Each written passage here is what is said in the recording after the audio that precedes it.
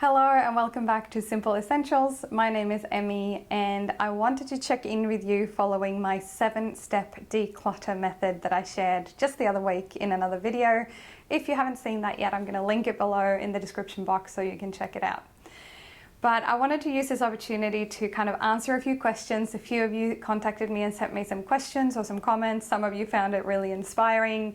Some of you really loved the handout and how useful it was to kind of follow along and tick off the boxes, whether you did it all on the same day or spread it out over time. And I did get a couple of really good questions that I wanted to cover in this video.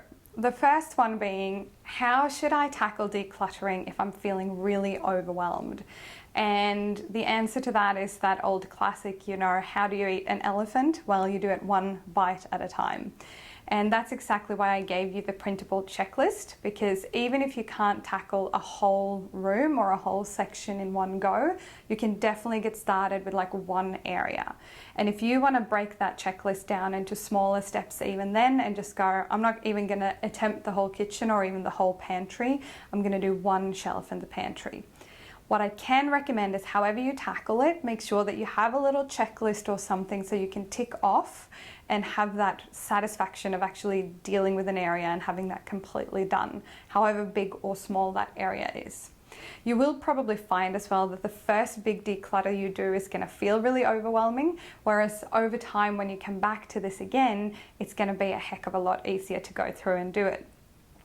The second really great question I had was someone saying, not only do I feel overwhelmed, I've got kids, I've got a lot of things going on, I simply don't have the time to, do a whole section. And again, the advice is very similar.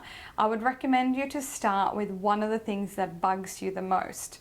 So for example, if you're a mum and you've got kids around you, climbing on your legs all day long and you don't have someone else to help you with babysitting, what's an area that you can do fairly quickly? So if something really annoys you, like the Tupperware drawer or something like that, or a particular shelf in the fridge or anything like that, start with that one little area and just focus on that.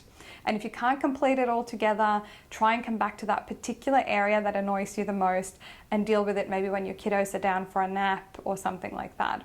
Same goes even if you don't have children but you're really busy, you've got activities and sports and work, maybe set your timer to 15 minutes or something. Just set a timer, do as much as you can in one particular area in 15 minutes, and when your 15 minutes are done, you go and do something else. I've used this method quite a few times when I don't have a lot of time to deal with a particular area, and it's amazing what you can do in like 10-15 minutes. So a lot of us procrastinate, and that's why we get very overwhelmed down the track. But if you just get started, you'll find that in 10 or 15 minutes you can probably do a lot more than you think that you can. Another question is around how much stuff you're actually decluttering, and should I go and try and dispose of things or donate things or sell things before I move on to the next section? I tend to recommend that you try to kind of clear the slate if you can, with the caveat that if you have decluttered, for example, a wall painting or a lamp or something like that from your bedroom or a piece of furniture, and you go, this might actually be useful in the spare room, in the study, in the kids' room. So hold on to things that you're not quite sure about yet, and make sure to hold on to them until you're done with decluttering the bigger area if you can. When it comes to things that you know for sure are going out of your home, things like clothing that's in good condition but you're not going to sell it, nobody in your family or friendship circle want them, so you're going to donate them. And I would recommend to take those 2, 3, 5 bags, however much stuff you have, bring it down to the charity shop or the secondhand store and drop it off, because by getting physical items out of your house, you will start feeling that sense of momentum that we talked about, which is super important.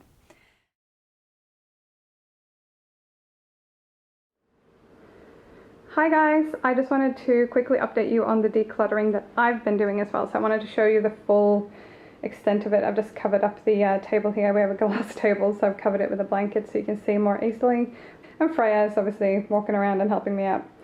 So I did go through all the 7 steps of decluttering in kind of one go, because our home is already fairly decluttered. But over here we've got a random lid for a pot. I do believe we don't even have that pot anymore, so I'm just gonna donate that. It's in really good condition, but Freya's just looking for these. So this is the second item. So these are a bunch of cat toys that are pretty much brand new. Freya never actually played with them. So I'm just going to donate that to some kind of cat shelter or something, alternatively my op shop, because we had a little play this morning and she didn't end up using it. This here is a travel hair straightener, works perfectly fine, but I haven't used it. It's not really something I need when I travel, so I'm going to donate that. And then here we've got another couple of things. So this is a jacket that I've had for quite a while. It's in good condition. Pair of jeans shorts, 2 dresses that I used to wear a lot when I worked in a more corporate environment. And then this dress here is actually kind of a green blue, and I wore it at a friend's wedding. It's a really pretty dress, but I actually got it at an op shop for like $7, and it's not really my style to wear very often, so I think I'm going to donate it back and hopefully someone else can use it. And here is a dress that I did pay a fair bit of money for back in the day. Freya's helping out. Sorry guys, the cat is definitely helping out. So this is a really nice dress that I really enjoyed wearing, but I think I've had it for a while. It's still in really good condition and it's clean and all that, so I'm going to donate that as well. So there you go, that's a full haul of when you actually have kept decluttering, how much you can still find in your wardrobe, and I hope it makes you feel a bit better with your declutter. And finally, the most important thing in decluttering is being kind to yourself. Don't hold on to things just because they happen to be expensive.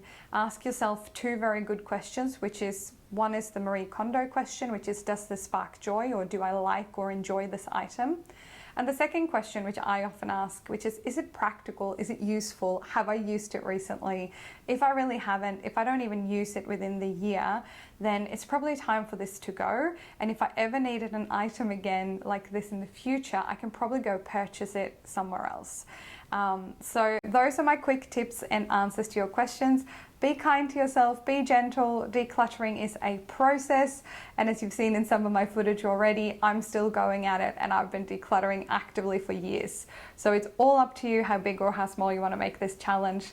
All the best, and please comment below if you like this challenge and if there's any questions that you have about the 7 steps or anything else about decluttering. Also, if there are any topics that you'd like me to cover in future videos about decluttering and organizing, please let me know and I will try and fit that into my filming schedule.